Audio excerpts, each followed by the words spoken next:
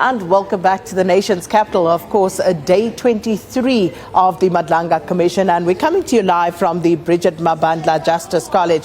And what an eventful morning it's already been, getting confirmation from the Commission spokesperson about that attempted hit, able to verify that at the vehicle of Brown Bohotsi that was shot at, and that's in Vosloorus. But of course, further details will emerge in that breaking story.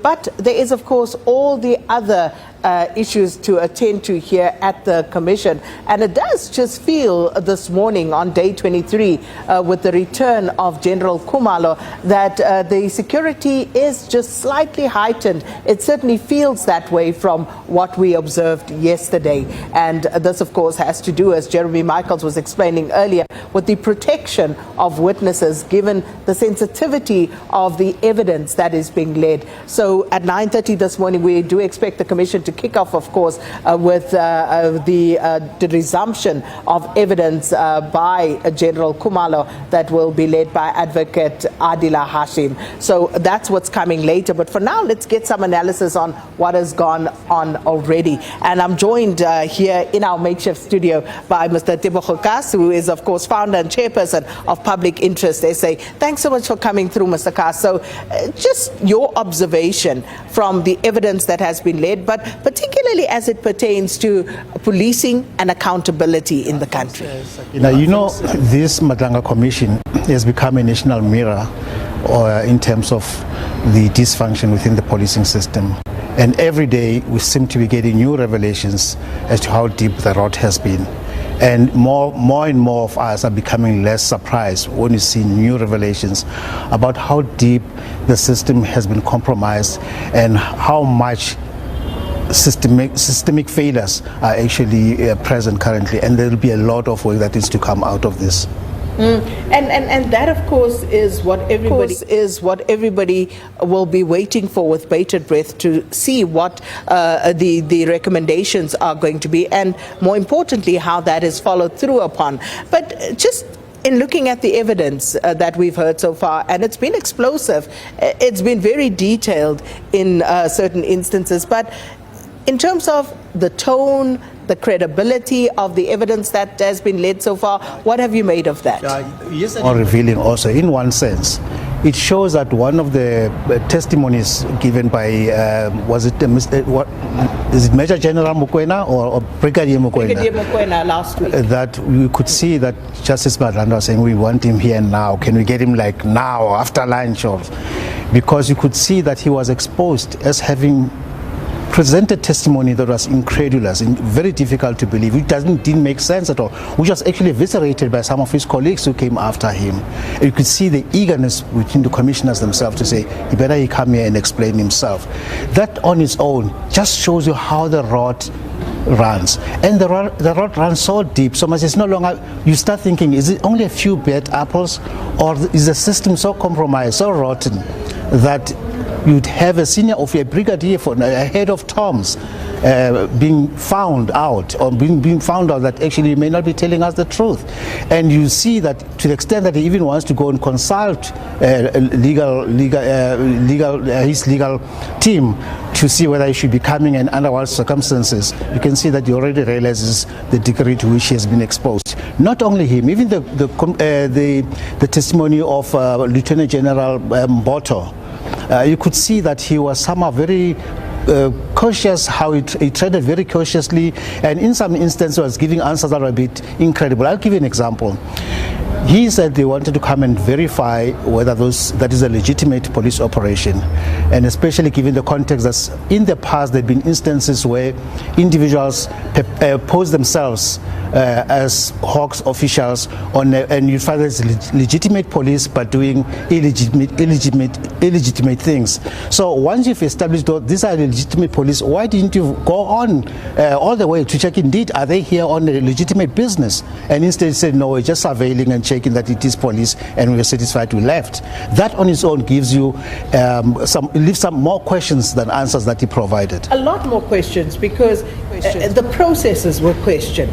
And quite apart from dealing with issues of legitimacy, the fact that you had this whole swarm of Hawks officials going to verify whether this was a legit police operation. And once they did, they still didn't leave the scene.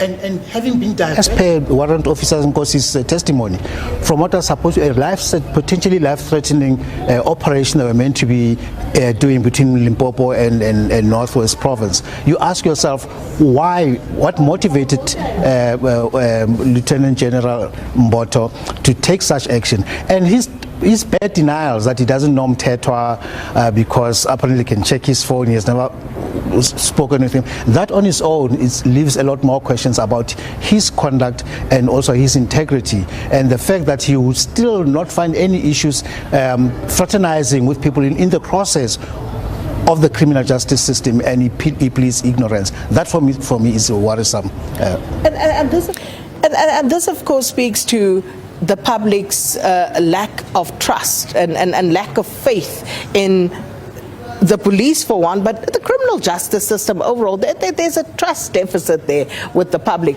And by hearing all of these revelations from law enforcement officials themselves, are you concerned about how this might play out in the end, where people would have even less trust? And if that is the case, how does South Africa emerge from this better? I'm so she shouldn't have come through. It bears repeating, Sakina, that in the end analysis, you ask yourself, recent reports by the HSRC where public trust in policing was found to be at the lowest. I think it was hovering around between 20 and 25%. You ask yourself, even if you take such a survey today, where would it be? We've seen reports by the Stats SA whether people trust police to the extent that they would go approach a police station if they have a matter that needs their attention. And most people are saying, no, we'd rather not go there, because the trust deficit continues to expand. Let us hope out of this, once the saw has been, the whole saw has been pried open, the pus has come out, the cleansing thereof will then start making sure that this healing and the public trust in policing improves. But to the extent that is the case, you ask yourself, what chance does a constable, a sergeant, somebody at the lower ranks, where they will have to defer to their seniors who are now exposed, some of whom are exposed as having been compromised by the criminal cartels? You ask yourself, it's going to take a while for actually public trust to actually improve in policing. And that is the scope. That is the scope of the work of this commission, to look at the level to which the criminal justice system has been infiltrated, and it's not making for good reading at the moment. But that being said, it's not only an indictment, I would imagine, on the criminal justice system in terms of the operational aspects of it, but also the oversight bodies. Because if you are now hearing of IPID being implicated as an example, that makes things even worse. If you look at oversight bodies like, the committees in Parliament, and you hear parliamentarians being admonished as well, it actually just exacerbates the problem, seemingly. Bodies themselves seem to be also at their worst, as we now see, because even look at the parliamentary committee itself. Look at some of the conduct when Begicele, or former Minister Begicele, was in Parliament. You could see a level of deference, and he almost got a free pass to actually they were actually eating out of his hands. You ask yourself, where is oversight of all the allegations that we've seen Begicele being faced, or he really got away scot-free? But even the MPs themselves, when you have the likes of Kwala Barnett, who are actively now exposed at having been actively being involved in feeding information that they were not supposed to do to others, you ask yourself, where is trust going to be? Where is trust really? The level of trust the public has in the institutions such as Parliament. Now you talk about the oversight bodies like IPID. IPID itself has long been compromised. You can go back to the the Zimbabwe rendition and even earlier those, you'd find that IPIT has been exposed as having been, as an oversight body, is also been used as a tool to wage some of the battles that we've seen. Take for example what happened in, is it Kalabosha Hospital or one of the, Kalabosha prison in KZN or some other place out there, where the police themselves are found to have allegedly planted some evidence to try and implicate one of the wardens because they needed to have things done. You ask yourself, is IPIT really doing what IPIT ought to be, to be doing? For it to be used to try and target the likes of, allegedly target the likes of Mkhwanazi, you ask yourself, what is really happening? Civilian Secretariat of the Police itself, you hardly hear about it. Many people don't even know about its existence and the role that it ought to be playing in oversight. We are hopeful and grateful for institutions like the AG, who seem to be consistently raising these issues, but the proof of the pudding is in the eating. It's what gets to be done about recommendations or some of the recommendations that come from the AG report, because some of them are not acted upon. And it all goes back to one thing. It seems everything revolves around procurement, who actually benefits from the procurement system that is now being exposed as having been brought into the core within the policing. So a few things to go back on what you've just mentioned. If you look at procurement and you speak to the recommendations of this commission, what it may arrive at, and previous commissions, the issue of political will obviously then becomes central.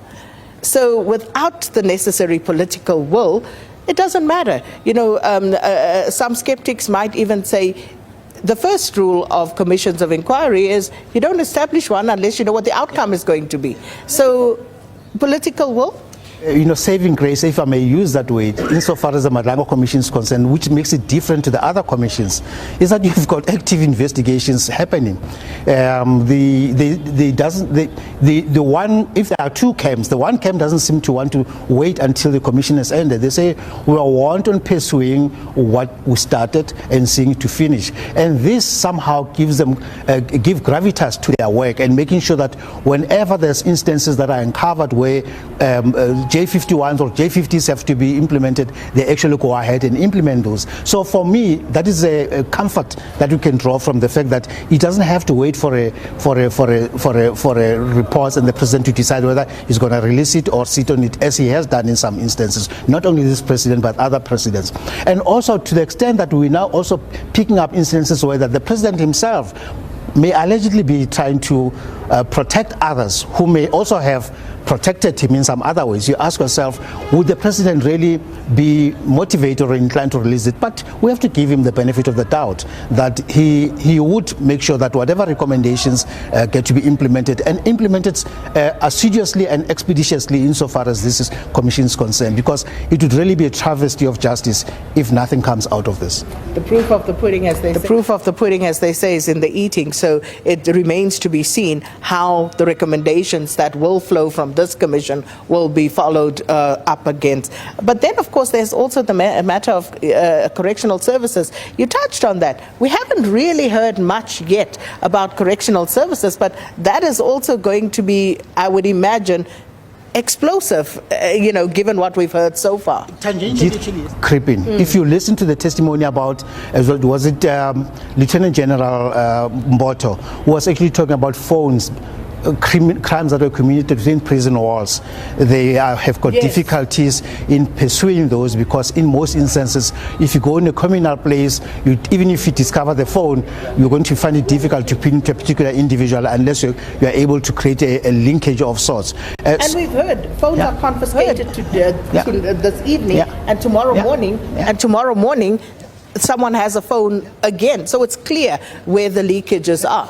And deliberately, phones are let in by even the correctional services. Look at what's happening at this Joburg prisons, Sun City. The scanners are not working, and deliberately so, because then it means that contraband can be let in, including especially phones. And that also helps in perpetuating the very crimes that you and I suffer from, confidence tricksters, scammers, and so forth.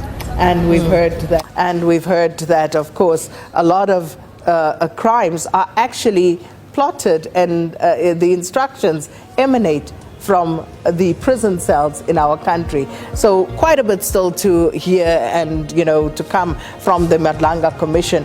But of course, we are here to make sure that we keep you up to speed with everything that comes our way here. But thanks so much to Mr. Tebogo Khaas, who is, of course, the founder and chairperson of Public Interest SA.